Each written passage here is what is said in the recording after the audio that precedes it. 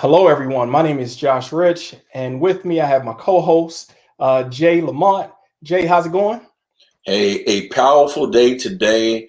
It is a wonderful day. Again, folks, we come to you on purpose, for a purpose, and with a purpose. That's right. That's right. And so, we're ready to kick off this next episode of What I Wish They Told Me, Candid Career Conversations. And Jay, I got to tell you, I'm so excited to have the guest that we are going to be joined by here momentarily, Roddy Galbraith.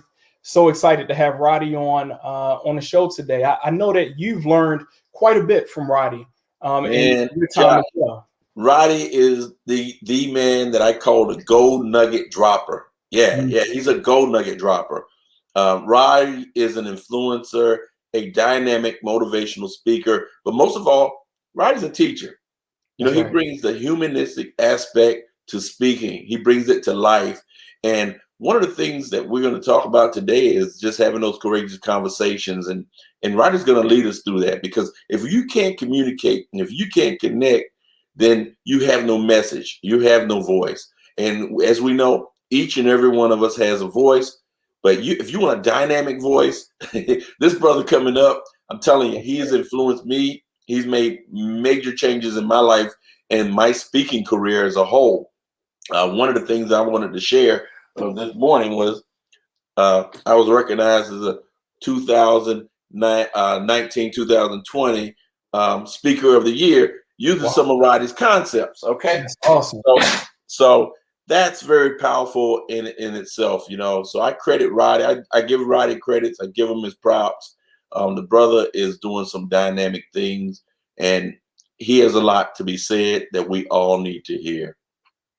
Hey, and I can attest to that, because Roddy has helped me out tremendously, as well. So, hey, with that, let's not I guess hold him back any longer. Let's go ahead and bring Roddy onto the show. Roddy, woohoo! Thank you. Thanks for that great introduction, Jay. Gold nugget dropper. Love it. I'm gonna put that on my resume. That's your new nickname, Roddy. I'm telling you, Roddy the gold nugget dropper, man. You're just gold nugget dropper. Hey, how you doing, brother? I'm good. How are you? You look smart. You look very sharp. Both of you, actually. Well, Roddy, I look sharp from the waist up. Okay. All right. Well, same for me. I'm in Florida. It's really hot, so I got shorts on and bare feet, but like a t-shirt.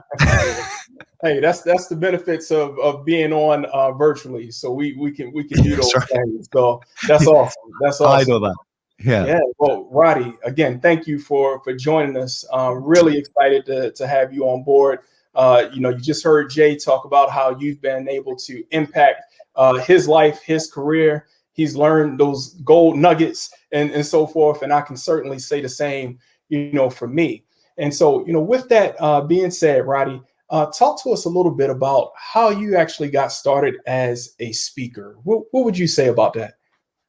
Yeah, well, I started out as a speaker. Well, got into being a professional speaker by accident, really. I worked in the financial sector in the City of London, and I gradually got bigger and bigger teams. I ended up leading like a services company in the middle of a financial company, so a big company that insourced various services. I was running that company, and we had our own training budget. We had money that we could spend on things. We spent a lot of money on training. Then I started running in-house training, and then I started doing training for different departments within the organization. This was a huge organization with 60,000 people around the world.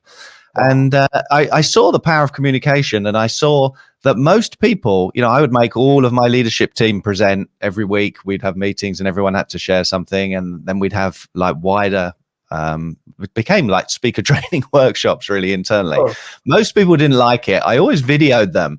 And even though people didn't like it, they always wanted a copy of the video and they wanted to see, and they gradually people got better, very reluctantly, but they got better. And it really changes things. When you can stand up and speak, people see you differently within an organization. Even if you just speak for a minute or two, if you can do it confidently, if you can connect with your audience, if you look at home in front of the audience, people see you differently. People see you as a leader. It's amazing. And it's not that difficult to do. So eventually I wanted to leave what I was doing and do what I'm doing now. And so I started going on more courses. And then I went on a professional speaking course, and I thought, well, this is great. That led me into meeting John Maxwell. I'd been doing a bit of speaking around the world by then, just through some of the contacts that I'd met, and ended up on the John Maxwell team, writing the curriculum for that. That was after I'd written the curriculum for Bob Proctor's organization. And well, that was, I started that curriculum, I suppose, 11 years ago for the John Maxwell teams. And I've just redone the new version now for the John Maxwell team. So, and since then I've worked with, wonderful people. Les Brown, I've learned so much from him. I've written speaker training programs for Les Brown, Nick Vujicic, and loads of great speakers as well. So I've learned from that. I've been so lucky. I've learned from the best. I've studied them meticulously, and I found out what it takes for the best to do what they do. And then I've trained 10,000 plus people one-to-one since then. And I've seen of the things that the best do, how do the rest of us put it into practice most effectively? So, what's the overlap of like the very best speakers in the world do these things. These are those things that we can all do that is going to help us take our speaking forward. So I feel like I got into it by accident. I feel I was very lucky that it's the best skill that you can learn, in my opinion. And so, yeah, it couldn't have worked out better. Roddy, one of the things you said accident, but I always say purpose, and it just sticks to me. On purpose, for a purpose, with a purpose. And right now, courageous conversation is one of the things that some people are having a challenge with. Is having a courageous conversation, an intentional, on purpose conversation, for a purpose conversation, with the purpose conversation. And one of the things that I'm always saying is know thyself and seek self-improvement. Of course, Josh and I, we communicate on a regular basis with a lot of facilitators and trainers in the diversity, equity, inclusion arena. And I know sometimes, even though individuals may have long titles, they still may have a challenge getting in front of that group to have a courageous conversation about something that's uncomfortable. And that's diversity right now. That's equity. That's inclusion. How do you think, or what do you think should be the first step for a facilitator or a trainer, somebody in that arena, to take if they're going to have conversations with a group of people about diversity, equity, and inclusion? Yeah, so two things there really that I think are important. One is fear is the problem with speaking very often. People are afraid to stand up and maybe make a mistake, but that fear's not real. They can do what they're being asked to do, or what they think they need to do. They can stand up in front of people and they can speak, but fear leads to avoidance. That's the trouble. So if you're scared of it, you don't do it. So you don't realize you can do it. You don't move through that process of growth. So fear is a problem. Just the awareness that, okay, I've just got to do it and I'll get better. That's one thing.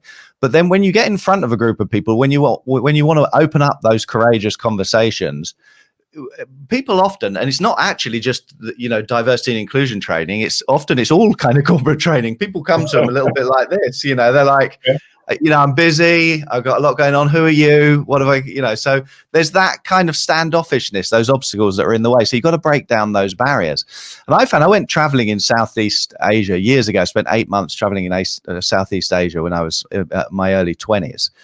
And I met loads of different people. I was traveling around from countries from all over the world. And I remember like the huge takeaway for me. I met so many people. I'd written down, and I wasn't a very social, outgoing person. So it was a real surprise for me. And it was the first time I'd been away on my own like that to go traveling.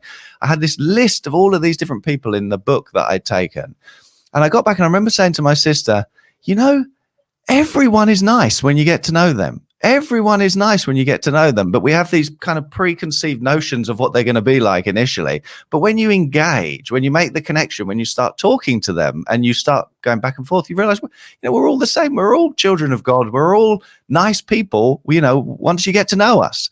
And that's the key, I think. So you've got to try and get the connections between people. So you've got to break down those barriers. So anything you can do, games is great. And I know it looks like you're pioneering this in this area, Jay, to get people playing games, to break down those barriers, to get them interacting, to get them to find out that everyone's nice when you get to know them. Everyone's doing the best they can with their baggage or whatever. Then I think that's get them engaged, start the relationship, and then people tend to see things differently. Then they open up.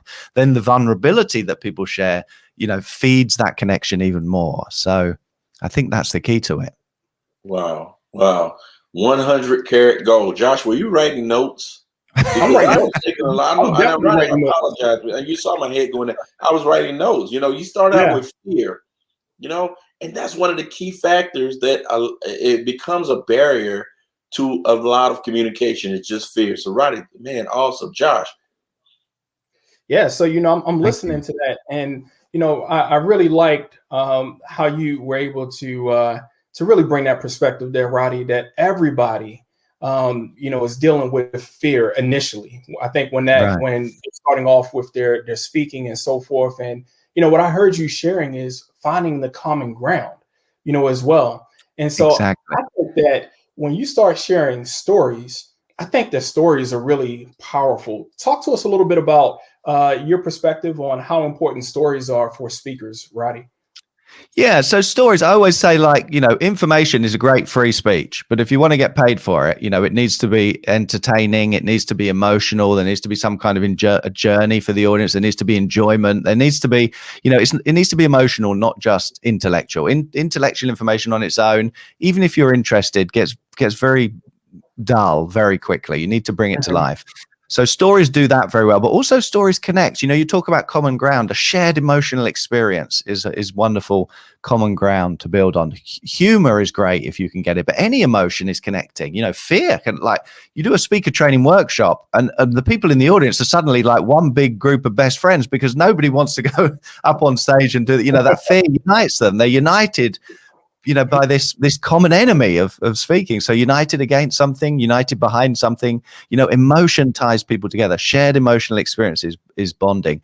And stories do that very well. And of course, information doesn't do that at all. Information doesn't stir the brain, stir the emotions in any way, really. Just you're hearing words and you're turning them into meaning in some small part of your brain. But when you're telling stories, it's much more of the brain. You're reliving it with a good story. So if you tell me a story, and you're reliving it as you tell me, I'm listening to it and I'm reliving it as we go. And also what's interesting is the same areas in my brain are firing in your brain when you tell the story, when you're reliving it.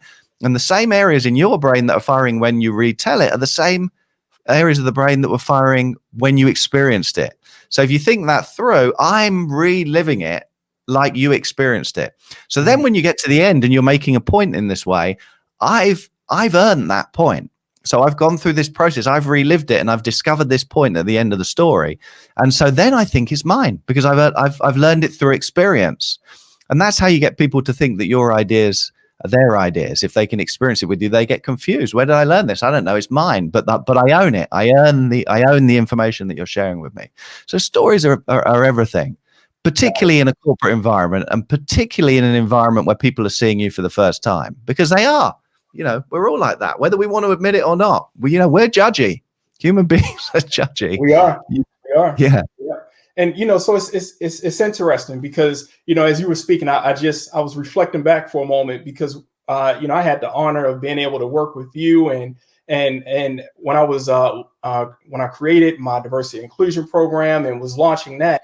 And I remember doing a recording, and you were giving me some feedback on how to really present the stories. And I was giving a story about ageism, right? And I talked about my experience of going to a spin class and so forth, and how I was judgmental of the instructor because she was a short, gray-haired lady. And I'm just thinking, oh my goodness, there's no way that this workout is going to really, really push me in that way. And I was so wrong. But I remember one of the things that you said to me that was just so important was, don't say, where I'm going, or you may know where it is that I'm going, with this. Right. Allow the listener to go along on that journey with you, and allow them to just really have that feeling, and allow them to have the aha moment. So I don't know if there's a great. Yeah, I remember that too as well. Yeah. Some people have great stories, but they don't tell them in the optimum way. So it doesn't create the best audience experience because if you're going to relive it, it needs to unfold in front of the audience eyes. And if you say to them, how many of you have ever had an experience that you thought was a terrible experience at the time, but it turned out to be a great experience? Yeah, me too. This is my story of when that happened to me. You've told us what's going to happen. So you've robbed us of the suspense. You've robbed us of the need to know what happens next, any kind of excitement that story might have had. We know where it's going. So, it kills it. So I think, letting it unfold, reliving it in real time is a great Great principle, great way to do that. Let me just quickly say though, because we always talk about stories, and we always talk about the power of stories and how everyone needs to use stories, but it's very important to add not any stories. The audience doesn't actually want to hear you just talk about yourself for 10 minutes. The stories need to be for the audience. They need to be really short. And in a corporate, for a corporate audience where they don't know you, they need to be shorter. You've got more goodwill and, in other environments, but for some audiences, they need to be really short. So they need to be really efficient. You need to work at them. You need to make them interesting, and you need to make them insightful. And that takes a bit of thought. You can't just share them and expect them to work as well as, John Maxwell's or Les Brown's stories. They've been crafting theirs for some time and they've got them good. And so I have to say that at the same time as saying, stories are really powerful. That's a gold nugget. Jay, you look like another one. And Josh, I want to ask you a question, because you did mention about you guys recording, you're launching a diversity program. I know you've been working on some things. How about, can you share with just a little bit about what you're doing? So, basically, Jay, when you launch a program and so forth, it's a matter of making sure that you're always listening to your audience. And so after launching that program last year and so forth, I went back in the lab. And so I was listening to what it is that people were saying, things that we could do to make it better, help it to resonate that much more, and just looked at how I could add that value. And so that's something that I did. So in the very near future, what I can say, Jay, is that second version of the ASAP program is going to be on the way. And so I'm really excited about that. And I just had a tremendous experience getting to know so many people that have been impacted by that program. I know you've spoken about how that program has benefited you and really helped to move that conversation of diversity and inclusion along. And so I'm really excited about that. And then you just heard me talk about my experience working with Roddy and just getting that type of expertise from someone that has worked with, 10,000 people, worked with Les Brown, worked with John C. Maxwell. That's just amazing to have access to a resource like that. So Roddy, thank you so much, for that as well. Well, my pleasure. I want to support you guys in what you're doing. It's extraordinary work, and you're both extraordinarily good at it. So I'm happy to help you in any way I can. Thank you. Glad to be a part of it. Powerful. And Roddy, I know that you've been one of those people that we have access to. You've eliminated barriers for a lot of people that are out there. One of the things, how can folks contact you or get information about you? Learn a little bit more about programs or things that you're doing, private coaching or anything like that. At speakerpro.com. It's www.speakerpro.com, or you can email me, Roddy@speakerpro.com. So simple, speakerpro.com. Powerful. And I know I will have a link on my website as well to speakerpro.com. Again, we're talking about the GOAT, guys. This is the GOAT, greatest of all time. I'm telling you right now, he mentioned some names, but this is the master. This guy is, and I called him Roddy, dropping nuggets Galbraith, but I left the sir off because I always call him Sir Roddy. I always do that. I love him. That's my brother. Man, it's powerful. So Josh, let me go back to you, because again, you talk about the launch with ASAP too, and I know that we would include the dimensions of diversity of the game as a part of that. Yeah. Upcoming, do you have anything that you're gonna present, or just share some small nuggets like Roddy's been giving away to us today? Are you gonna share it in the future before the launch? Come on, please tell me something's coming out. Yes. Some items will be coming out and sharing some things. But I think, Jay, if we just look at it, we're seeing things that are unfolding in society. We're seeing things that are happening, around the world. And more specifically, as it relates to diversity and inclusion, a lot of times people say, well, that's really about race, or it's about, ethnicity and so forth. And yes, there are components of a diversity and inclusion program that are definitely about those things. But that's not everything that's about that. And I would also just add that a lot of times that people will associate diversity and inclusion with Black folks, right? and efforts that Blacks are making. And I think that that's important, right? And so any diversity inclusion program needs to have an element of that and being able to speak to it. But I think that in this particular time frame, what we're seeing on the news, what we're hearing about is some unfortunate things that have been happening to our Asian American brothers and sisters. And so, I think it's important that people understand, I think I've spoken about this, in the past. I have the utmost respect for Dr. Martin Luther King. And he stated that, injustice anywhere is a threat to justice everywhere. And so with the ASAP program, with the dimensions of diversity, with what it is that you're discussing, I think that the common thread in both of those programs is really raising awareness. And so I think that's so important. And so people need to be able to understand that we all have biases, right? We all have that. But how do we, one, address the bias that we have? And then how do we not only address it, but how do we work better with others that are in our community, that are in our workplace? Because it's going to be that much better if we have that type of connection with each other, seeing each other as really just being valuable. And I think that's another element that with this ASAT 2 that, I've really worked to hone in on so that people can see that we're better together. So I that's what I would say. And it's going to be more details to come on that, Jay. No, well, I appreciate it because you use the word awareness frequently as I was listening with my attentive ear. Yes, sir.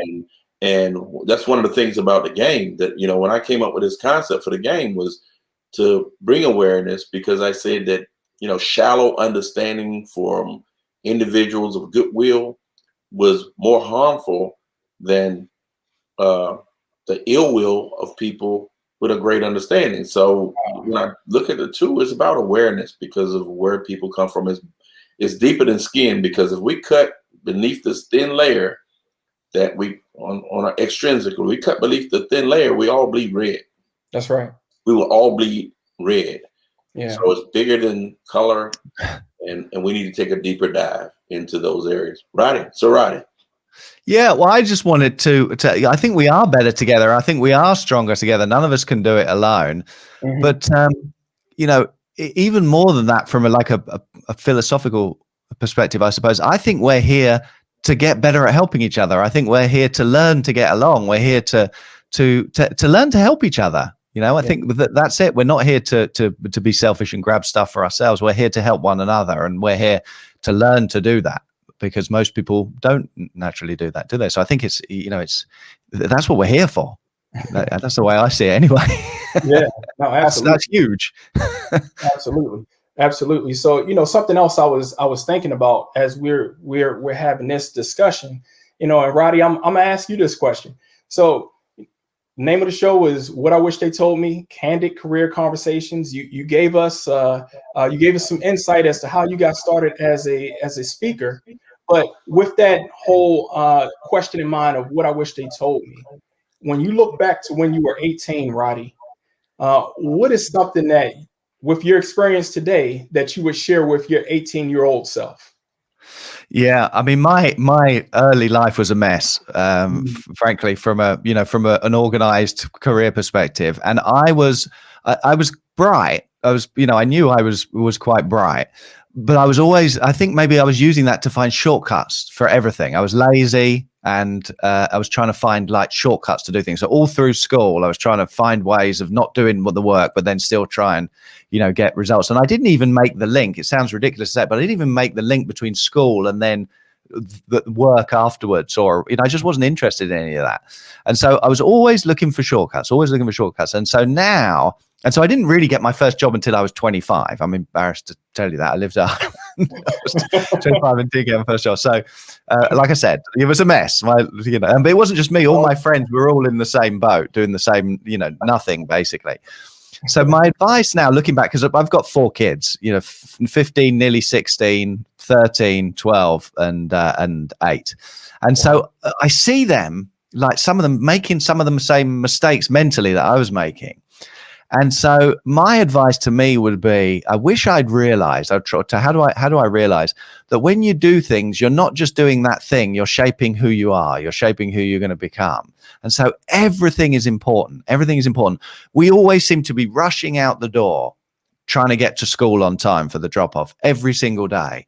And every day there's different events that pop up that mean that we're 2 minutes late for school, every day. So it's not the events, it's us, it's not those particular things. Those things will show up until you change, until you make it a priority, until you make it important. So every single thing you do is shaping who you are. And I wish I knew that, because then I would have thought less about the shortcuts and more about who I was becoming. And then I would have, and still, I don't regret anything. I learned a lot from everything, all the things that have gone wrong as well. But I feel like I would have been much better at that much sooner, and I would have been happier as a consequence, because when you're trying to take shortcuts all the time, one or two of them work and most of them don't. And so you end up unhappier and you don't realize it. You think you're just, one good shortcut away from getting ahead. And it would also help me, I suppose, do a better job of internalizing that into the children. It's character, it's who we are that counts more than anything, and all of the habits and the actions and attitudes and everything comes out of that. So not seeing the actions in isolation, but how they are building who we are, which is all important. I wish I got that. It took me years to get that, years. If I got it at 28 or 38, it would have helped. Sorry, say again. I said, that's just perfect what you just said. I always tell everyone, I travel a lot, and even during COVID, I was still traveling, and everywhere I went, the hotels I stayed in, I made sure that I took a book with me, in the nightstand. They have the little books. You guys know what I mean? Mm-hmm. Okay. So I would take the book. I also took the lotion and the conditioner and the soap, all the little extras they have. The little bottles of soap. I took all that stuff with me. I figured it was free. So I would take the little towel, light bulbs, remote, they have the batteries in the remote. I took everything because I paid for the room. But in that book, and I have lots of them. If you want them, I have Embassy Suite, Marriott, Hilton, LeBrand. I have all of the little book in the drawer. I just take them and I give them away. But in that book, I read something that said, train up a child in the way he should go, and when he's older, he shall not depart from it. Right. Train up a child in the way he should go, and he's older, he shall not depart from it. Proverbs 22:6. And I'm going back to Roddy, talking about, as a child and his children from 8 through 15, training them up. Like all of us have been trained up. And everything that Roddy just iterated to us, Josh, I go back to what I wish they had told me, things I wish someone had told me, because right now we're in a position where we have an opportunity, but we have a greater responsibility to tell and share our stories with our children and young people and influence individuals, to say, hey, I wish someone had told me this back then. Right. Roddy's dropping nuggets all the time. I always say that. And sometimes I said, man, I wish someone had told me this like 5 years ago that I'm getting down. So we all have an opportunity to learn, an opportunity to grow, an opportunity to be present, And Roddy, I just thank you so much, man.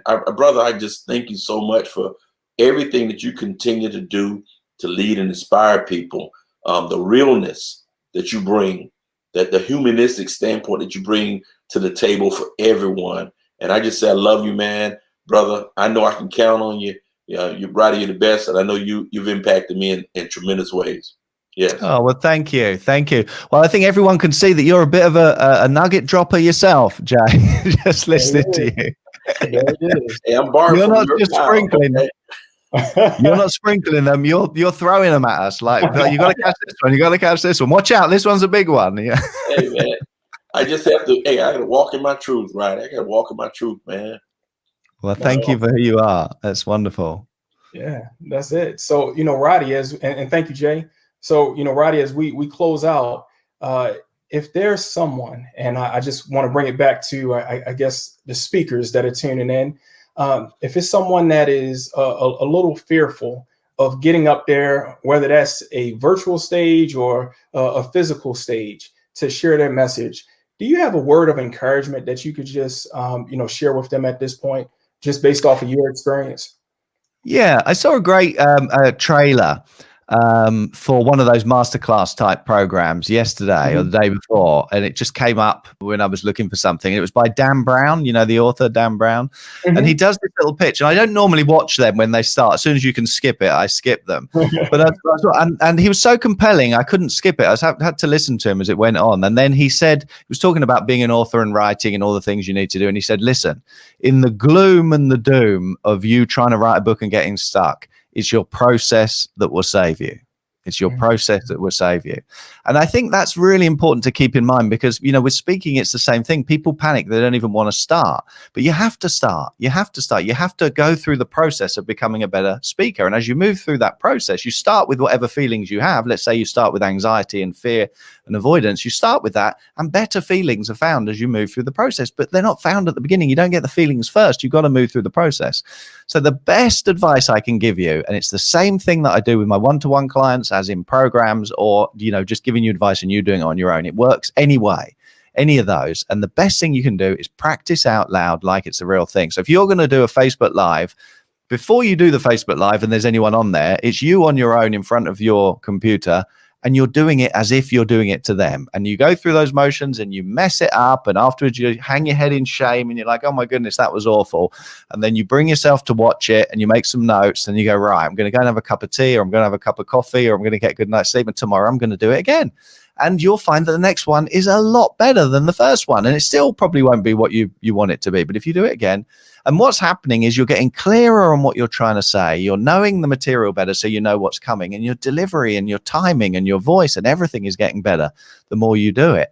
And if you do that on one topic, the next time you do the next topic, you're starting from a head start, even though it's a new topic, because you're working on general skills as well as specific skills. So everyone says, you know, oh, speakers speak. The answer to being a good speaker is speakers speak. And if you speak 100 times, 1,000 times, of course you're going to get better.